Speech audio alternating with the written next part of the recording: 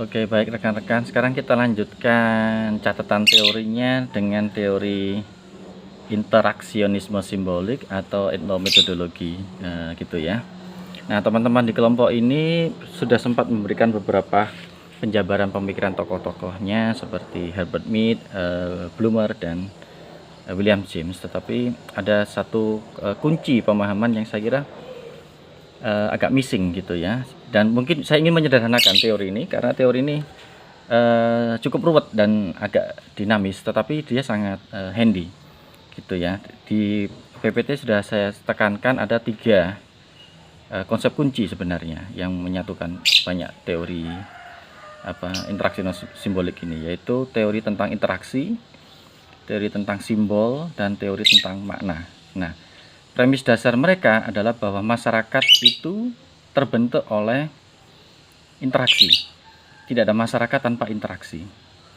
Dan interaksi adalah salah satu sifat ciri manusia yang tidak bisa hilang. Manusia muncul adalah bagi bentuk interaksi. Manusia adalah produk interaksi.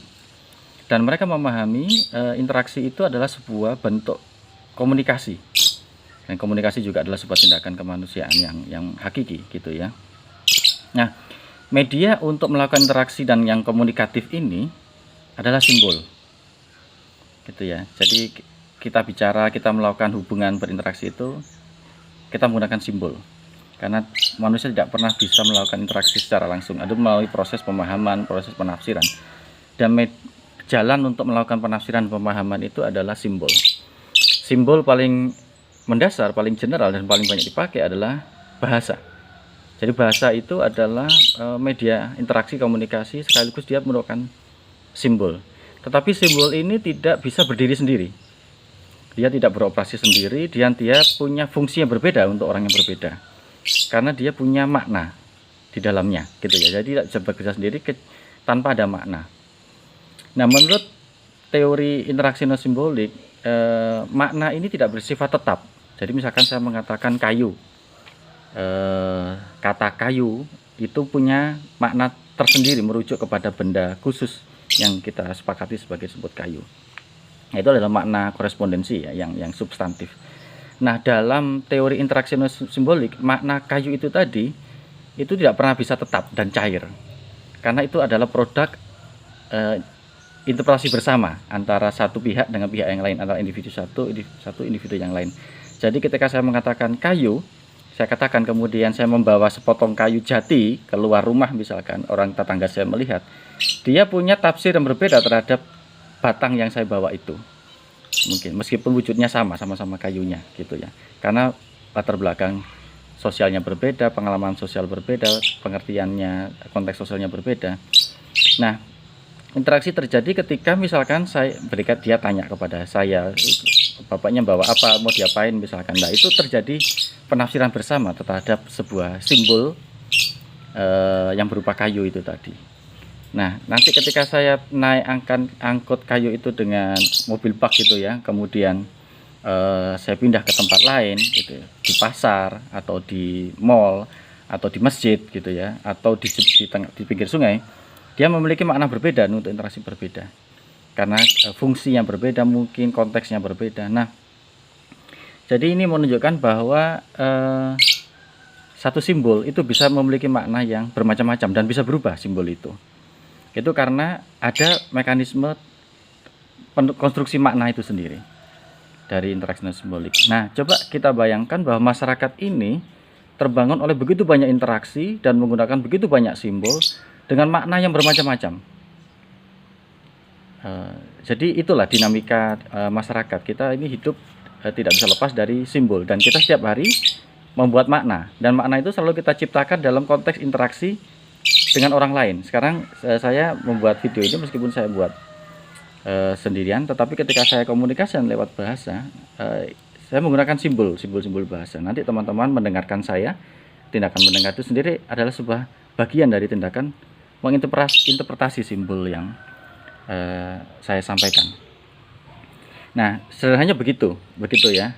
Nah, tetapi yang menjadi teori ini menjadi kemudian sangat efektif dan sangat berguna adalah kita melihat dalam dunia sosial kita itu begitu banyak aspek-aspek yang penting, di mana makna itu tidak muncul begitu saja, tapi dia diciptakan, dikonstruk, sehingga menimbulkan fantasi. Ini nanti kalau rekan-rekan ingat teori diskursus yang saya jelaskan tadi, itu ada kait sedikit bersinggungan dengan mekanisme seperti itu, bahwa makna tidak muncul dengan sendirinya, tetapi dia dikonstruk secara bersama, bahkan secara sengaja oleh pihak-pihak tertentu. Misalkan kalau kita kembali ke contoh Pancasila tadi ya, kita melihat Pancasila sebagai diskursus, itu sebagai sebuah kompleks kesadaran, pengetahuan, kepentingan yang didistribusikan.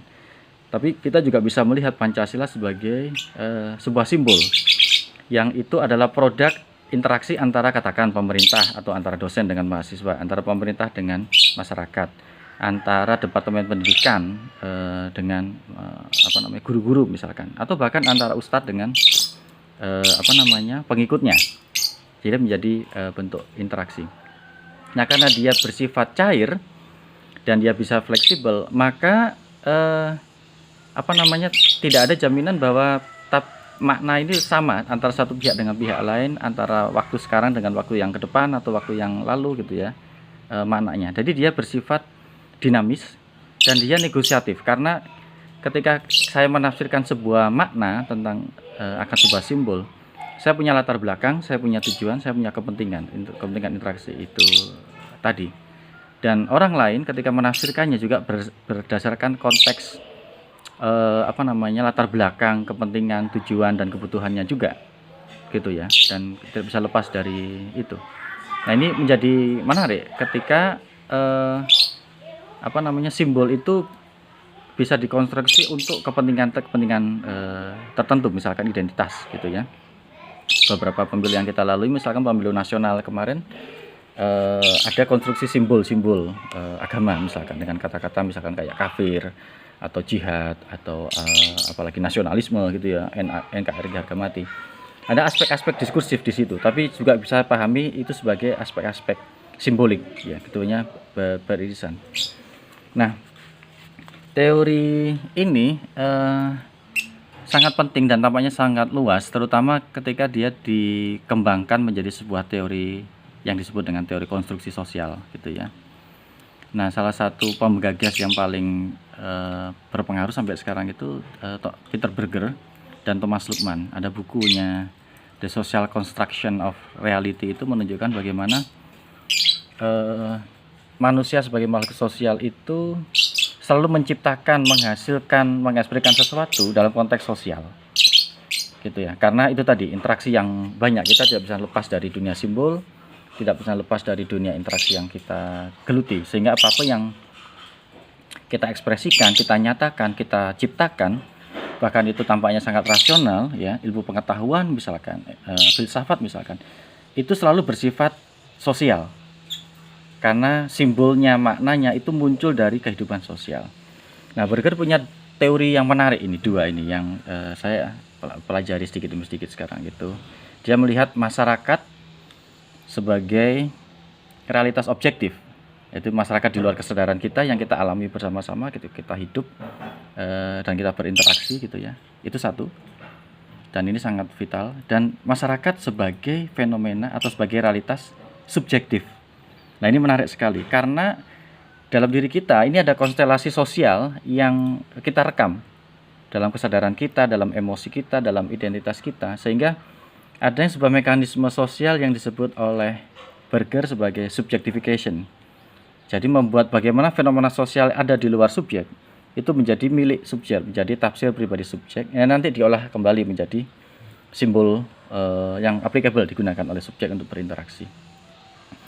Nah, teori ini sangat efektif dan sangat penting untuk melihat aspek-aspek historis dari hal-hal yang nampaknya ahistoris gitu ya. Bahkan tahun 80-an itu ada studi baru yang disebut dengan sosiologi pengetahuan misalkan. Jadi ini sangat berbeda dengan epistemologi modern yang menganggap filsafat pengetahuan itu bersifat murni rasional, lepas dari sejarah, lepas dari historisitas, dari emosi, dari subjektivitas gitu ya. Nah, menurut teori Berger, menurut teori interaksionalisme itu tidak mungkin.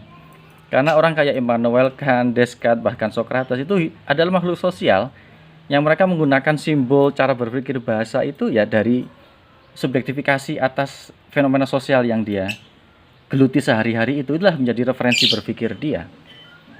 Jadi pemikiran juga adalah produk sosial, pengetahuan adalah produk sosial, keputusan-keputusan politik adalah produk sosial.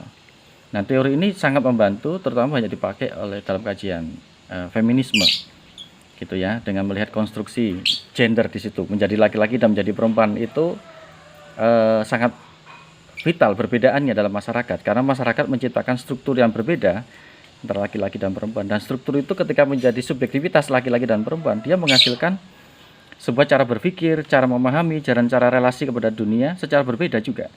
Dan itu adalah bagaimana masyarakat membentuk kedirian kita, gitu ya.